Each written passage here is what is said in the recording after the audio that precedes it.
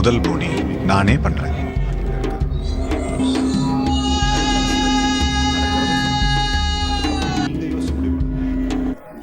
Yes robin hood గా మారిన ప్రభాకర్ మీరేనని నాకు తెలుసు.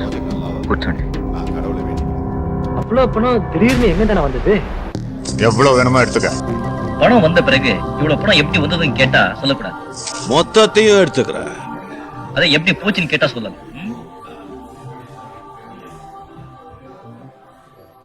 ஆதிசேஷன்னா பொட்டு வச்சுட்டு பொங்கல் சாப்பிட்றோம்னு நினைச்சியா? பழைய போலீஸ் ஸ்டேஷன் ரெக்கார்டு எடுத்து பாரு. ஆதிடா, காசிமேடு ஆதி. சொரு விடுடா. ஓடா கபோதின்னு சொல்ல வந்த